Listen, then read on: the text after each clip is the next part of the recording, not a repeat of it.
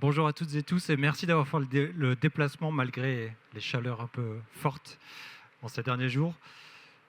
Je me présente rapidement, Sylvain Châtonnier. Je vais représenter SAP aujourd'hui. J'ai un rôle de Customer Advisory, Supply Chain, pour les équipes France. Et le but, ça va être de parcourir quelques éléments qui vont vous donner quelques clés de lecture dans la stratégie SAP au niveau de l'agentique, de la supply chain autonome. Et évidemment, on est sur le stand à votre disposition si vous avez des questions à l'issue de cette session pour aller un peu plus dans le détail et pourquoi pas discuter plus amplement de cette vision de SAP et de la stratégie agentique qu'on est en train de déployer. Premier élément, finalement, je vais passer un petit peu vite sur ces sujets-là, mais depuis globalement la révolution industrielle, on essaye de résoudre tout le temps les mêmes problématiques dans la supply chain. C'est comment est-ce que je gère l'incertainité, enfin les problématiques liées à problématiques de prévision, comment est-ce que j'arrive à être de plus en plus temps réel, malgré les informations qui me remontent à la fois de mes organisations, de mes entités, et aussi des événements, pourquoi pas géopolitiques. On va essayer de s'attacher aussi à l'orchestration multidomaine. Comment est-ce que j'arrive à faire passer l'information entre les différents services de votre organisation de manière interne et de manière collaborative. On va aussi s'attacher à toujours délivrer de plus en plus de valeur à nos clients. Nous, en tant que consommateurs aussi, on a cette ambition-là. Comment est-ce que le parcours client est pertinent ou pas? Un autre élément qui est l'efficience. Aujourd'hui, on est dans une société plutôt de globalisation capitaliste, donc on est toujours tiré par la performance. Donc c'est un des enjeux, comment est-ce que j'arrive à être de plus en plus efficient, et aussi comment est-ce que j'arrive à me transformer, à m'adapter, adapter mon organisation et mes process à la technologie, aux enjeux, comme je le disais, géopolitiques, etc. Donc là-dedans, il n'y a rien de révolutionnaire. Depuis des dizaines d'années aujourd'hui, on essaye d'atteindre ces objectifs-là. On va de plus en plus dans le détail, on va toujours de plus en plus loin. Et aujourd'hui, pour essayer d'adresser encore plus en détail ces problématiques-là, SAP annonce la supply chain autonome à travers les différents piliers aujourd'hui qu'on adresse via notre portefeuille de solutions. Ces 5 piliers-là, c'est la planification, long terme, court terme, planning synchronisé, qu'est-ce qui se passe si jamais j'ai des variations dans mes ateliers, quel est l'impact sur ma planification long terme inversement. La définition du produit, comment est-ce que je conçois des produits qui sont, pourquoi pas, éco-durables. Comment est-ce que j'intègre l'impact des modifications d'une nomenclature dans mon processus et quels vont être ces impacts sur l'ensemble de ma supply chain. Les problématiques de fabrication, il va falloir réaliser des assemblages, il va falloir réaliser différentes étapes de fabrication. Donc on a pour vocation aujourd'hui de vraiment vous aider à traiter ces problématiques de fabrication sur tous les types de process, engineering to order, make to stock, fabrication répétitive. On a évidemment le volet logistique, à la fois pour gérer mes stocks, mes composants, donc la logistique interne, et aussi la logistique externe, comment est-ce que je distribue ces produits, comment est-ce que je les transporte, comment est-ce que je pilote tous ces événements physiques. Et le dernier élément qui est la partie plutôt asset, comment est-ce que je maintiens en état opérationnel mes équipements industriels, mais si jamais je travaille aussi dans une organisation qui travaille avec un modèle machine as a service, pourquoi pas? Comment est-ce que j'assure des services complémentaires à mes clients pour, si je vends comme Kaiser Compressor pour le citer, une capacité d'air comprimé, comment est-ce que je m'assure que je maintiens en opération les équipements déployés sur leurs différents sites? Donc ça, c'est ce que l'on appelle dans le langage SAP le design to operate, le cycle complet de vie de sa conception jusqu'à sa fin de vie, dans la fabrication discrète, mais qui est aussi pertinente pour le monde de la fabrication process. Ce que vous allez voir, si j'avance un tout petit peu, c'est quelque chose que si vous êtes déjà dans l'écosystème SAP, vous allez certainement retrouver vos petits. Au centre de cette slide-là, j'ai l'ERP, les grands domaines fonctionnels qu'on couvre avec notre ERP S4HANA, pour le citer. L'intégration des données PLM, par exemple, la gestion de la compliance, la gestion des ventes, de la distribution, etc., etc. On a, en plus de cette ERP, des solutions complémentaires qui vont permettre d'adresser des problématiques particulières sur la planification long terme, par exemple, sur des problématiques liées à la fabrication de l'exécution avec des solutions MES, sur des solutions qui vont être beaucoup plus teintées maintenance prédictive, collaborative avec les fabricants de machines. C'est ce que vous voyez ici sur la partie haute. Ça, c'est déjà des solutions qui sont disponibles dans notre portefeuille, avec des éléments qui sont un peu plus transverses, comme le network, cette plateforme collaborative qui vous permet d'échanger avec vos tiers, avec vos pairs, sur de la documentation, des processus de procurement collaboratif, sur de la sous-traitance de fabrication, par exemple. En tout cas, ici, j'ai un réseau de professionnels qui nous permet de collaborer sur une même plateforme unique avec un niveau de données, en tout cas une pertinence de la donnée partagée par tout le monde. Et maintenant, voici Joule. Alors, je pense que chacun d'entre vous ont certainement à main levée, si on fait un petit sondage, qui n'a pas entendu parler de Joule ici? Ah, il y a quelques personnes. Joule, alors ici, c'est bon, pour les Français, c'est pas le chanteur Joule, hein, on est sur Joule, l'effet Joule, donc on fait plutôt monter la température chez SAP. Joule, c'est l'assistant, c'est le copilote, c'est la nouvelle ergonomie de SAP. Historiquement, on travaillait avec des transactions, avec des applications web, et de plus en plus, on s'oriente vers de la navigation, en tout cas de la requête dans les systèmes via du langage naturel, hein, ce qu'on fait tous aujourd'hui avec des GPT, avec des Mistral, avec tous les modèles du marché. Le rôle de Joule dans la supply chain autonome, c'est finalement de mettre à disposition des assistants par grand domaine, le design, la logistique, le manufacturing. Et chacun de ces assistants vont se décliner sous une forme d'agent un peu plus détaillé que je vais vous présenter après. Globalement, ici, c'est un petit peu le chef d'équipe. L'assistant, c'est le chef d'équipe d'une multitude d'agents opérationnels qui vont réaliser les tâches. Finalement, une fois qu'on s'est dit tout ça, on va rentrer dans le détail des agents, mais c'est très joli. On voit qu'il y a plein de LLM, il y a plein de modèles aujourd'hui sur le marché qui ne sont pas forcément déterministes avec des hallucinations. Donc, il faut essayer de contrôler un petit peu tout ça. Il faut essayer de cadrer le raisonnement de ces modèles-là, mais aussi il faut pouvoir les gouverner. C'est l'enjeu de cet élément-là que vous voyez apparaître en bas, qu'on appelle la Business AI Platform. C'est comment est-ce que je m'assure de pouvoir utiliser et consommer des agents catalogue SAP, mais aussi pouvoir créer mes propres agents pour les rendre, on va dire, pertinents à mes processus actuels, mais aussi quelque chose de très important, à la fois contextualiser le raisonnement, et je vais revenir là-dessus, mais aussi pouvoir les gouverner. Donc, il y a peut-être des personnes ici qui connaissent la solution SAP LeanIX. Aujourd'hui, si je dois faire un parallèle, SuccessFactors, c'est le système SIRH pour gérer les humains. LeanIX, c'est le système SIRH pour gérer les agents. Quel agent a le droit de faire quoi? Quel agent a le droit d'interagir avec quel système? Est-ce que je peux faire du agent to agent, orchestrer des agents SAP et des agents non SAP?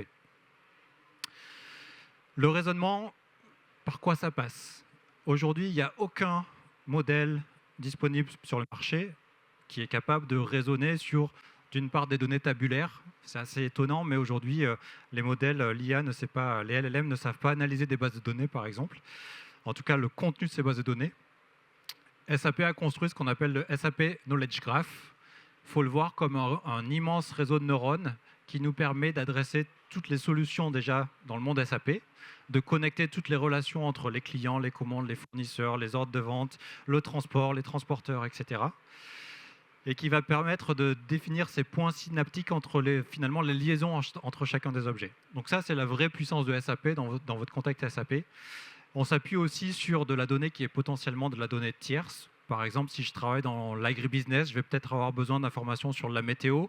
On va pouvoir du coup injecter des données géopolitiques, climatiques dans les systèmes via cette couche et donc ce Business Data Cloud pour ingérer des données tiers, les structurer et les caler dans cette sémantique SAP. Alors c'est peut-être un petit peu technique, hein, c'est pas ma volonté, mais en tout cas c'est important de comprendre ça. Ce qui est aujourd'hui les vrais différenciants de l'agentique dans l'écosystème SAP, c'est le Knowledge Graph, toute cette liaison métier entre l'historique des processus qu'on a acquis au cours des 50 dernières années, la gouvernance avec ce fameux SIRH de l'agentique, et puis finalement la capacité demain d'étendre ces agents-là. Et je vous montrerai un exemple juste après pour illustrer comment est-ce qu'on peut accélérer ça. Activate. Ce que j'ai appelé Activate, c'est la liste des agents catalogues qu'on est en train de mettre à disposition de chacun d'entreprise. Vous allez retrouver cette notion par pilier, de la conception jusqu'à la fin de vie et le maintien opérationnel des équipements. Le design, le manufacture, le planning, etc. Alors je vais vous laisser quelques instants pour tous les regarder en détail. Non, je plaisante évidemment, c'est un petit peu petit. Le but, c'est le code couleur. Je peux peut-être vous donner quelques indicateurs de lecture. Ici, on retrouve les agents. Donc ici, historiquement, quand j'allais par exemple dans mon ERP pour lancer un ordre de fabrication, j'allais dans ma transaction Manage Production Order, pardon, je le fais en anglais, mais gestion des ordres de fabrication.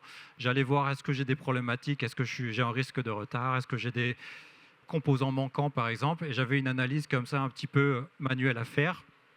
Là, le but, c'est d'avoir un agent qui va faire le lancement des ordres de fabrication à ma place en vérifiant est-ce que j'ai des manquants, est-ce que j'ai des problèmes capacitaires, alerter l'utilisateur et sur la base de cette alerte, prendre une action. Soit je dis à l'agent vas-y, fais la modification du système, ou alors il me fait des propositions et moi j'acte en tant qu'humain. C'est un autre élément important de la stratégie SAP aujourd'hui. Je dis pour l'instant, je ne sais pas dans quel sens ça évoluera, mais aujourd'hui on a toujours la volonté évidemment de laisser l'humain au centre des processus. Donc ça veut dire que les agents peuvent être déclenchés par les humains, mais dans certaines étapes, tout le cheminement de l'agent peut être automatisé. Mais il y a certaines étapes prises de décision qui seront toujours validées par l'utilisateur. Ça, ce sont des agents, donc des compétences particulières pour réaliser une action. La partie un peu plus foncée que vous voyez ici, ce sont des scénarios plutôt verticalisés industrie. Et par exemple, on va retrouver des scénarios qui sont plutôt liés aux industries de l'ENR. On sait que quand j'ai des centrales nucléaires, quand j'ai des centrales solaires, par exemple, j'ai des activités avec beaucoup d'itinérance de techniciens pour faire le maintien opérationnel des équipements qui nécessitent une orchestration et une synchronisation avec tous les métiers très importantes. Et on va avoir un accent et un volet très fort sur la gestion des assets et des équipements pour cette industrie-là. De la même façon, on a de l'agribusiness, du life science. Tout ça pour vous dire que ces processus-là, on va dire verticalisés, agentiques, sont co-innovés et co-développés avec certains clients qu'on a identifiés. Donc ce sont des choses qui sont issues de cas concrets avec ces clients-là. Donc ils vont aussi être disponibles pour l'ensemble de nos clients à horizon fin août, maximum fin d'année, pour vous donner quelques idées de roadmap. Et donc la philosophie des processus industrie, c'est vraiment de pouvoir gérer des processus complexes de bout en bout. Là où sur des besoins spot de vérification de la qualité des données de base, par exemple, j'ai besoin d'un seul agent IA activé dans mon système. On va partir dans un premier exemple. Alors je suis désolé, j'ai fait des vidéos qui vont un petit peu vite, mais je vais essayer d'illustrer un petit peu les différents niveaux d'intelligence artificielle qu'on va pouvoir avoir intégrés dans nos solutions ou via Joule.Work. Premier cas, je suis dans mon outil de planification long terme. J'ai la casquette de planificateur gestion de la demande sur un marché de produits pharmaceutiques dans les Nordiques, donc dans la Scandinavie. Et traditionnellement, tous les matins, quand je me connecte à mon système, j'ai une liste d'alertes. J'ai potentiellement un problème de couverture des besoins clients. Et là, on voit que avec l'Agentic, ce qu'on va faire, c'est que j'ai une première alerte qui a été identifiée. On voit que j'ai des forecasts, j'ai des prévisions aujourd'hui qui ne sont pas couvertes. Donc, j'ai une grande partie de ces prévisions qui ne sont pas couvertes. Et généralement, ce qu'on va proposer, c'est la veille, l'Agentic, tous les agents ont tourné en arrière-plan. Donc, je suis revenu le matin au bureau et il m'a proposé des résolutions de problèmes. Ici, il y a 3 éléments qui ont été proposés, 3 procédures pour pallier à cette problématique de gestion de la demande. Il va faire une première proposition. Ici, on voit qu'on a besoin de 139 000 produits finis. J'ai une première proposition du système qui est la première. Sur le centre de distribution en Norvège, on va pouvoir adresser 34 000 pièces, qui est un pourcentage de ce produit manquant, mais qui ne répond pas à 100% à la problématique. Donc je sais que sans consommer l'intégralité des produits disponibles en Norvège, je ne l'ai pas précisé, mais je suis sur le marché suédois, je vais pouvoir compenser une partie de ce manque via le marché norvégien. Deuxième élément, en complément de ça, il me dit tu vas peut-être pouvoir regarder sur du multiniveau que sur d'autres sites en Europe, il y a des semi-finis qui vont pouvoir être utilisés pour compléter la fabrication de ces produits-là. On va aller regarder en Allemagne. Et effectivement, j'ai des produits finis qui sont fabriqués et qui sont disponibles en Allemagne qui vont pouvoir permettre d'adresser cette problématique de rupture. Et là, ce qu'on vous montre, c'est quoi le cheminement de l'agent.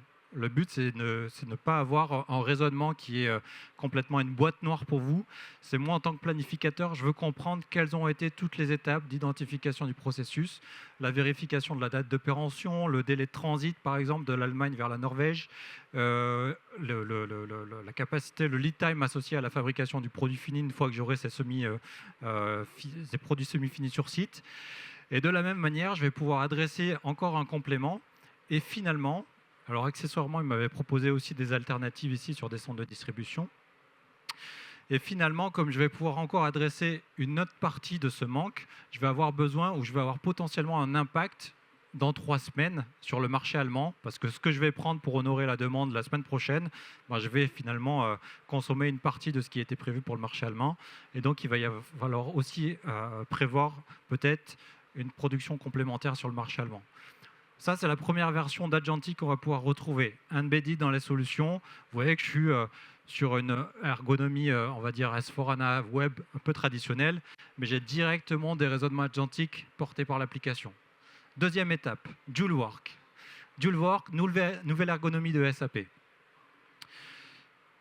Vous allez voir des écrans dans les prochaines démonstrations. Le but, c'est que soit j'ai une interface web, soit j'ai un petit client pour les clients SAP aujourd'hui qui utilisent le SAP Logon ou qui utilisent le SAP Logon SAP GUI. C'est un peu la même philosophie. J'ai une petite application sur mon bureau, JoulWork, qui est un équivalent d'un GPT, d'un Mistral. C'est la même chose. C'est une invite de commande. À quoi ça ressemble 2000, on va dire aujourd'hui S4HANA, JoulWork, j'ai mis Future parce qu'on est encore en lab preview, mais c'est presque ce qui est en train de se passer. Processus très simple, j'ai besoin de faire un lancement d'ordre de production. Comment est-ce qu'on faisait ça par le passé? Je l'ai mis volontairement très petit.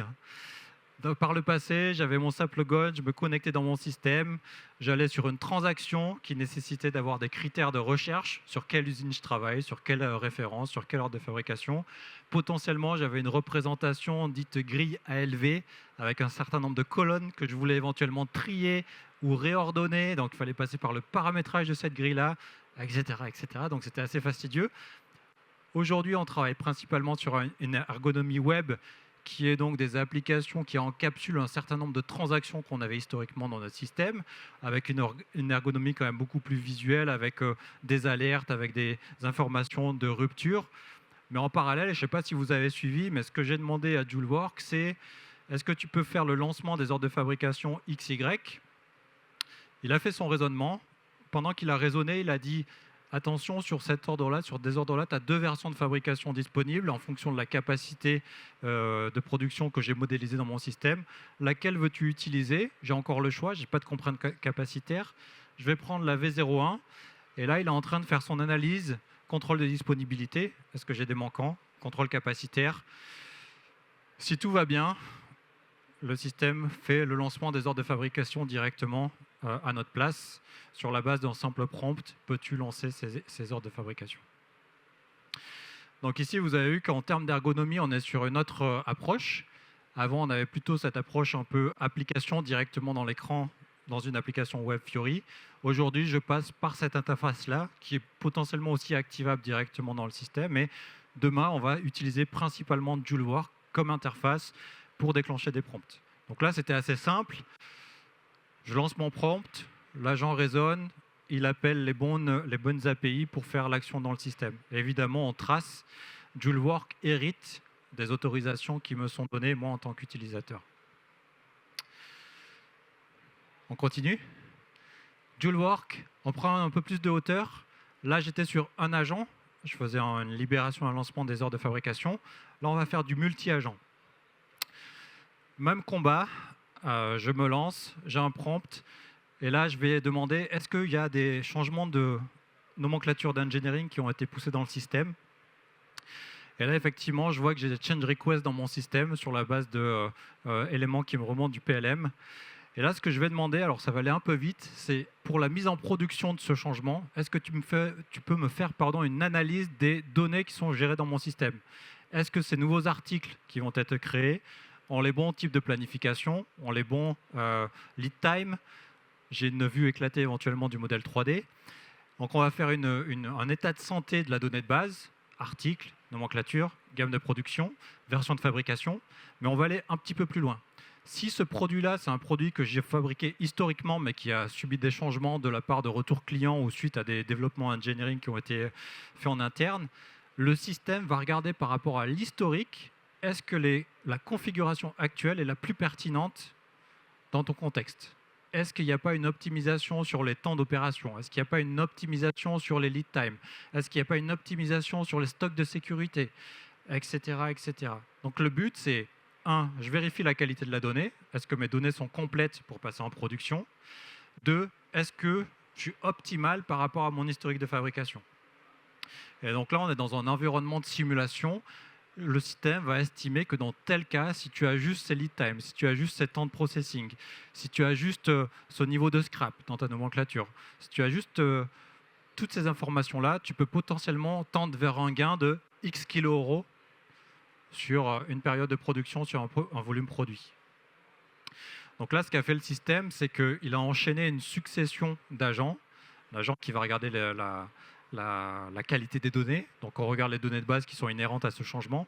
Et puis ensuite, il va lancer des réflexions de simulation sur des données qui sont un peu plus liées à des confirmations historiques de production. Donc il va appeler d'autres agents, etc., etc. Ça, c'était un cas qui allait très vite sur l'écran. Mais c'est un des principes quand on parle de management assistant-agent pour pouvoir faire du multi-agent. J'ai un dernier cas à vous montrer.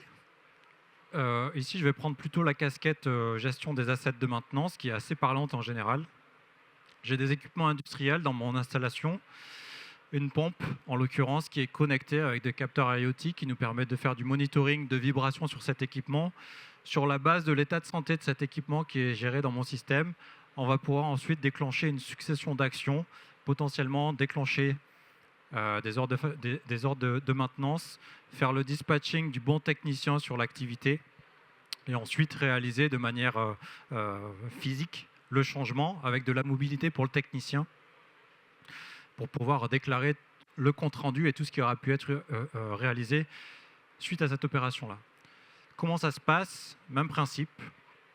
J'ai mon interface JouleWork qui est disponible et je vais lui lancer un prompt quand j'arrive le matin de la même façon. Est-ce que j'ai des alertes qui ont été générées dans le système sur la base de capteurs IoT, encore une fois, et la base de règles qu'on lui a définies. Sur les dernières 24 heures, j'en ai un certain nombre. J'en ai qui sont déjà clôturées, en l'occurrence, mais j'en ai une qui est critique sur un équipement. Et on voit qu'on a un seuil de vibration de cet équipement qui a été tapé, qui a été déclenché, et on va vouloir analyser l'alerte. Là, j'ai assez peu d'éléments. Je vois que c'est potentiellement un équipement, et l'objectif, c'est que le système capitalise sur sa connaissance, en tout cas les données qui sont saisies dans le système, pourquoi pas l'historique lié à cet équipement, les capteurs actuels qui remontent de la donnée, et je lui demande de m'expliquer de manière un peu plus fine ce qui s'est passé. Dans JouleWork, vous avez la capacité à générer dynamiquement ce qu'on appelle un espace, un space, pour vous générer une vue analytique des données qui sont analysées. Donc je vous refais l'histoire. J'ai un prompt, je vois que j'ai une alerte, je vais analyser cette alerte, il me fait un petit cheminement, et après je dis va beaucoup plus loin et fais-moi une corrélation, une consolidation des données que tu as relatives à cet équipement-là. Donc j'ai le contexte de l'alerte, j'ai les objets qui sont potentiellement impactés, j'ai l'état de santé de cet équipement, j'ai d'autres informations qui peuvent être relatives à des notifications qui apparaissent, pourquoi pas en temps réel. Et de la même manière que sur le cas précédent, le but, ça va être de déclencher une séquence d'agents pour réaliser différentes tâches. Sur la base de cet historique, le système a déterminé qu'il fallait passer par la création d'un avis de maintenance. Il va vérifier si je n'ai pas une duplication de cet avis de maintenance dans le système. Parfois, j'ai peut-être des choses qui ont été créées manuellement, il va falloir vérifier. Si tout va bien, je continue. Il estime aussi qu'il y a besoin de créer un ordre de maintenance dans le système. Cet ordre de maintenance, il va devoir être affecté à un technicien. Et le technicien qui est qualifié, qui est disponible pour réaliser cette tâche, il reçoit sa notification sur son application mobile. Et il va interagir de la même façon, directement sur son application de mobile de maintenance. Il va pouvoir demander un résumé de cette alerte. Explique-moi le contexte. J'ai besoin de comprendre ce que tu es en train de me notifier. Il va retrouver des éléments historiques aux précédentes activités de maintenance sur cet équipement ou des anomalies similaires sur des équipements similaires qui seraient arrivés. Et puis là, je vais voir que j'ai potentiellement eu des activités de maintenance inhérentes à cet équipement-là par le passé. Et aussi ce dont j'ai besoin. Je vais avoir besoin pour réaliser cette activité-là d'une séquence d'opérations, mais aussi de pièces de rechange. Et donc là, le système, sur la base des nomenclatures, des task lists de maintenance, il va pouvoir me proposer tout ça, le mettre à disposition. J'exécute mon travail, je fais mon compte-rendu, pourquoi pas par la voix de mon technicien. Et finalement, tout va bien dans le meilleur des mondes. Notre notification, notre ordre de maintenance, notre alerte est clôturée. Et on a pu éviter cette problématique de disponibilité de l'équipement. Voilà, je pourrais vous en partager plein d'autres, des use cases. Vous avez vu qu'il y a beaucoup d'agents, mais c'était vraiment pour vous infuser ce à quoi ressemble, d'une part, l'ergonomie, comment est-ce que ces agents vont raisonner, comment est-ce qu'on va avancer avec SAP. J'en ai déjà parlé, mais je voulais juste reparcourir quelques éléments liés à l'industrie AI, finalement, les différents scénarios. Pour l'instant, on a ces industries, ou en tout cas ces verticaux-industries qui sont disponibles. On va l'étendre. Chez SAP, on adresse 25 industries différentes. Hein. Ça va du média au life science, à l'aéronautique, etc., à la défense. Le but, c'est qu'on capitalise sur cet historique et si c'est pertinent, qu'on apporte des solutions agentiques verticalisées, comme je le disais. Pour prendre un exemple, par exemple, sur le life science, ça c'est quelque chose qui a été co-innové avec Takeda. Comment est-ce que j'accélère la libération des lots et comment est-ce que je m'assure qu'avant de commercialiser ou de distribuer dans les pharmacies ou les hôpitaux les vaccins, par exemple, j'ai tous les voyants qui sont au vert pour libérer mon lot. Donc ça, c'est un cas réel. Hein. Aujourd'hui, vous avez vu, je ne sais pas si vous écoutiez des conférences de certains de nos concurrents, mais il y a des ambitions fortes sur la recherche contre le cancer, par exemple, la possibilité d'avoir des ARN messagers qui vont résoudre des problématiques, ou en tout cas des traitements spécifiques à chaque individu pour des cellules cancéreuses. Et ça va passer par, évidemment, de l'adaptabilité et une capacité à aller très très vite, de la part, du côté développement et aussi de la mise sur le marché de ces produits-là.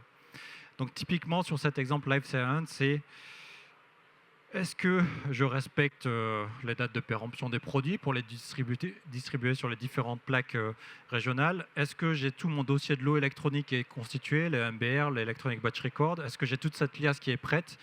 Donc globalement, j'ai une espèce de checklist qui est à réaliser, aujourd'hui qui prend parfois plusieurs semaines pour nos clients Life Science, et qui va pouvoir être monitoré, analysé, piloté par les agents, et pouvoir, encore une fois, accélérer ces processus. Donc, de la même façon, on a des équivalents sur le retail, sur la production adaptative.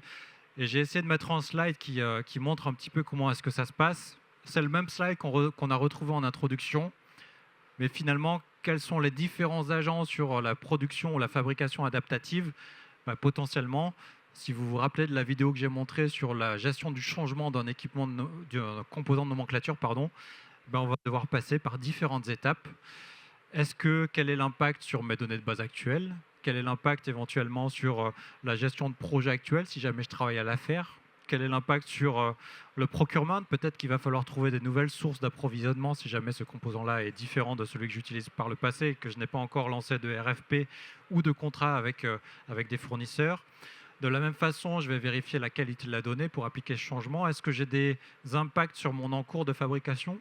Est-ce que je décide d'impacter mon encours de fabrication ou pas? Et ensuite, il va falloir le transporter, il va falloir éventuellement l'opérer. Donc, un changement d'engineering peut avoir des impacts colossaux, et je pense que vous êtes bien placé pour le savoir, sur l'ensemble des processus de supply chain. La difficulté aujourd'hui, même dans un environnement SAP, c'est de pouvoir connecter ces différents métiers et faire en sorte que tout le monde ait le même niveau d'information au bon moment. Je pense que l'agentique va énormément nous aider par rapport à cet enjeu-là. Là, on était sur les produits catalogues. Donc ça, c'est bien, mais on sait que beaucoup de nos clients historiques, ou pas d'ailleurs, ont tendance à bien personnaliser les solutions. Ça va être vrai dans le cas de l'intelligence artificielle. Merci Joule-Work. Joule-Work va nous permettre aussi de réaliser des développements.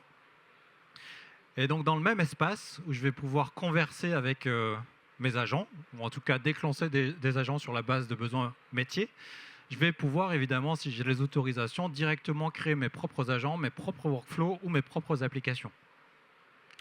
Ça, c'est la partie développe de Joule-Work. Alors, je me suis un petit peu amusé. Back to the future, ce qui s'est passé il y a 2 semaines, j'étais en discussion avec un client et il me dit aujourd'hui, je suis très intéressé pour mettre en place la gestion d'entrepôt SAP, son module Extended Warehouse Management. Je regarde des personnes dans l'audience qui vont se reconnaître. Le but, c'est j'ai beaucoup de logisticiens, j'ai beaucoup de personnes à former, je n'ai pas la capacité en interne à faire cette conduite du changement. Comment est-ce que je peux bénéficier de vos processus tout en gardant une ergonomie qui leur paraît assez cohérente? Bon, aujourd'hui, le client travaille sur AS400. Okay, je ne fais pas de la pub pour IBM, mais c'est aussi un partenaire SAP. Mais il y a un passage assez dur, on va dire, pas forcément natif, de passer du monde IBM, de passer du monde AS400 au monde SAP. Ben voilà ce que j'ai fait dans le système. Joule Work, je vais passer un petit prompt. Et à quoi ça ressemble? Alors, je ne vais pas vous faire la vidéo. Enfin, est-ce que j'ai une vidéo d'ailleurs? Ouais, j'ai une vidéo. Ici, j'ai initié une nouvelle application. Et vous voyez que le système, je suis dans un monde SAP. Je lui ai dit que je voulais me connecter à un système SAP IWM dans une version S4HANA Private Cloud et que je voulais que les personnes qui travaillent actuellement puissent gérer des réceptions de marchandises, des transferts de stock, gérer des inventaires physiques directement depuis leur application mobile. Ce qu'a fait le système sur la base de ces informations-là, il est un petit peu verbeux, hein, c'est lui qui a proposé différents éléments, il a rappelé le contexte métier, ça c'est libre à moi de peaufiner ce qu'on appelle l'intent, ce contexte. Là j'ai tout à fait la possibilité de raffiner ça. Je lui ai dit aussi que je voulais déployer cette application sur SAP BTP. Et là ce qu'il m'a fait, c'est qu'il m'a écrit une spec fonctionnelle. Alors je ne sais pas si parmi vous, vous avez l'habitude d'écrire des specs fonctionnels sur tous vos projets. Moi j'en ai fait beaucoup par le passé. Il a tout fait. Ça lui a pris 5 minutes. Il a écrit différents personas. J'ai Marco qui va travailler sur un appareil radiofréquence type Zebra, par exemple. J'ai une autre personne qui va travailler plutôt sur une tablette type Android ou Apple, peu importe. J'ai un profil qui est plutôt superviseur de production, superviseur de logistique. Et puis il a aussi fait sa spec technique, hein, finalement. C'est quoi les CDS View S4HANA que je vais utiliser? C'est quoi les API? Parce que je suis dans l'écosystème SAP, je sais quels sont les éléments que je vais devoir utiliser pour récupérer les pick lists, pour récupérer toutes ces informations-là. Ça, c'est technique. Ça, je ne veux pas le voir. Je vous le montre à la limite pour vous montrer que ce n'est pas une boîte noire. Mais à la limite, il a fait son truc. OK, fine. Par contre, ce qui va nous intéresser, c'est de passer ensuite à la partie simulation. Avant de déployer directement cette application-là, je vais peut-être m'intéresser à faire un petit test rapide d'ergonomie. Et là, je vois la solution qui apparaît devant vos yeux. Application mobile AS400-like qui tourne sur IWM de manière native et connectée. J'ai mis un petit code PIN que j'ai paramétré.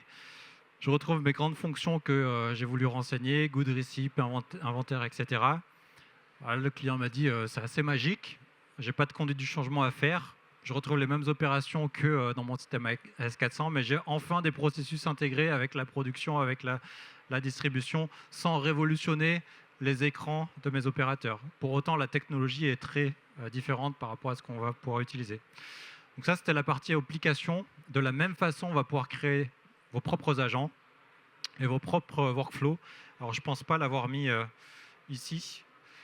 J'ai quelques exemples et si vous êtes intéressé, je pourrais vous les montrer sur notre stand juste à côté. Mais vous voyez que j'ai des agents, j'ai des applications. On ne le voit pas sur l'écran, mais j'ai des bundles d'agents, d'applications, de workflows au sein d'un même projet. Parce qu'en fonction de ce que vous allez lui demander, vous n'allez pas systématiquement lui dire « crée-moi une application ». Vous allez lui dire « j'ai un besoin, par exemple, je veux avoir un dashboard de fabrication de production, ou en tout cas de production, sur lequel je veux être en mesure, pourquoi pas, de faire du line balancing, de faire du contrôle de capacité, et pourquoi pas du lancement d'ordre de fabrication ». Là, une seule application ne va peut-être pas être suffisante. Il va peut-être falloir mettre en place des workflows, il va peut-être falloir créer aussi des agents. JouleWorks s'occupe de tout ça. Dans le projet, il va vous spécifier, il va vous créer les différents éléments. Un dernier élément sur lequel je vais terminer rapidement. Tout ce qu'on se dit là, c'est très intéressant. On sait qu'il y a énormément de questions qui sont liées à la sécurité quand on parle d'agentic. On met à disposition tous les LLM du marché chez SAP. Demain, c'est libre à vous de choisir si vous voulez travailler avec Mistral, avec GPT, avec Claude. Si jamais vous voulez choisir, vous avez le choix de le faire. Vous avez aussi l'option de dire « je fais confiance à SAP » et en fonction du contexte dans lequel je travaille, SAP choisit le modèle le plus adapté. Ça, c'est des choses qu'on fait aussi. Mais une fois qu'on a parlé de LLM, on a aussi parlé d'agents. Il faut gouverner ces agents. Superbe slide. Ce que je vous montre là, c'est SAP LeanIX. C'est le SIRH des agents que j'évoquais tout à l'heure. Ici, on va pouvoir monitorer l'ensemble des informations qui sont liées à ces agents-là. Quels sont les privilèges que je leur attribue? Quelle est leur utilisation? Quel est le processus ou le workflow agent to agent? Quels sont les modèles qui sont utilisés par ces agents? Ici, vous voyez qu'il y a du Claude, il y a potentiellement du GPT, etc. Je peux en restreindre certains, je peux en limiter, ou je peux laisser le système s'adapter en fonction de celui qui est le plus pertinent. Est-ce que j'utilise plutôt un petit, un moyen ou un grand modèle, en fonction de la complexité. Leur utilisation, éventuellement, ça peut aussi vous aider à monitorer la consommation, parce qu'on ne va pas se le cacher, il y a des coûts qui sont attachés à ça. L'arborescence, ce que vous voyez ici, c'est que à partir du moment où je suis orange, c'est que j'ai une intervention humaine dans ce processus, dans ce workflow. Je vais demander une interaction à un moment donné humaine de prendre la décision d'aller plus loin, ou alors je suis 100% automatisé. Et ici, on va pouvoir piloter des agents SAP, mais des agents non SAP. Peut-être que demain, dans mon écosystème, j'ai des agents Google ou autres. Et quels sont les liens, quels sont les responsables? Et c'est vraiment une gestion d'équipe, au même titre qu'une équipe humaine. C'est comme ça qu'il faut le voir et le percevoir. Vraiment, les privilèges que je vais leur affecter et comment est-ce que je vais gérer le cycle de vie de ces agents-là. Est-ce que je n'ai pas déjà un agent, si jamais je suis en train de spécifier un nouvel agent, qui est déjà existant dans le système? Alors, on va essayer d'éviter la redondance, d'une part parce que ça peut potentiellement coûter, d'autre part parce que ça sera encore plus compliqué à gérer si je doublonne les informations. Cet outil-là bénéficie aussi d'intelligence artificielle pour faire cette détection et cette analyse de doublons. Donc on infuse de l'IA à tous les niveaux. Et puis après, on va avoir des analyses aussi, pourquoi pas, de processus. Donc là, on repasse dans le monde un peu plus processus. Quelles ont été les actions qui ont été réalisées par les agents? Et puis, on peut aller à un niveau très bas d'audit trail, d'exécution des processus par les agents. Je m'arrête là. Est-ce que vous avez des questions?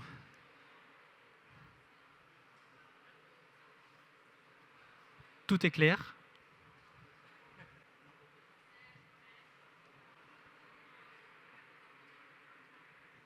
Bonjour, donc je comprends que votre solution utilise la base de données SAP et d'autres bases de données qui sont disponibles dans l'entreprise. Donc en termes de sécurité, j'ai accès à quelque chose de sous contrôle. Et après, vous parlez de moteur LMM, Claude, ChatGPT. C'est là aussi un système qui est sous le contrôle de l'entreprise. On ne sort pas de l'écosystème de l'entreprise. Ouais, exactement. En fait, ces modèles-là sont les modèles du marché. C'est les modèles qu'on va trouver à disposition. Mais je reviens un tout petit peu là-dessus. En fait, ces modèles-là, ils sont containerisés, encapsulés sur notre plateforme Business AI Platform. Donc, ce n'est pas le modèle grand public qui est requêté par tout utilisateur de la planète quand je vais faire une requête GPT. On est containerisé à ces modèles-là. Et alors, on n'a pas de LLM SAP aujourd'hui à disposition. Pourtant, on a quand même un moteur qui s'appelle RPT-1 ou RPT-1.5 pour l'instant, qui est là pour vous aider à faire de la projection sur des données qui manqueraient dans votre organisation.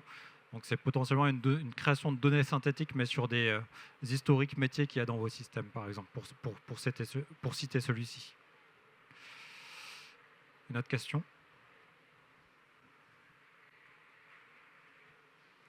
Merci d'ailleurs pour la présentation. J'ai une petite question concernant... Là, c'est bon. Y a-t-il vraiment une différence entre le Joule Work et le Joule Studio?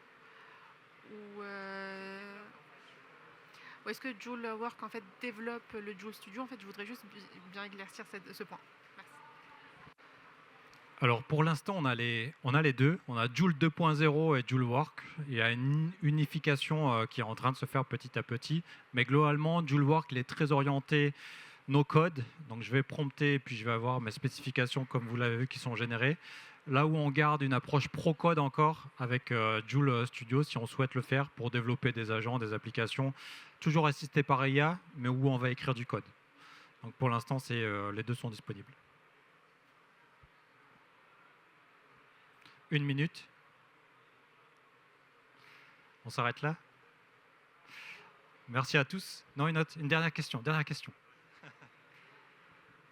Les agents, ils exécutent plusieurs opérations en termes de ségrégation de données, audit interne, comment on voit les choses? Alors, un agent, généralement, va faire une action. Par exemple, lancer un ordre de fabrication. Mais on peut avoir effectivement une cascade d'agents qui exécutent des choses. Et en termes globalement, on va monitorer ce que j'évoquais tout à l'heure via LinaX, toutes les étapes qui sont tracées dans le système sous forme d'audit trail, de la même façon qu'on le ferait un user mot de passe ou en tout cas une personne qui s'authentifie dans le système. C'est la même logique. Pour autant, on aura certainement des utilisateurs techniques quand c'est des choses que je vais lancer la nuit quand je m'absente du bureau, si c'est des choses qui sont automatisées sans forcément déclencher par l'homme.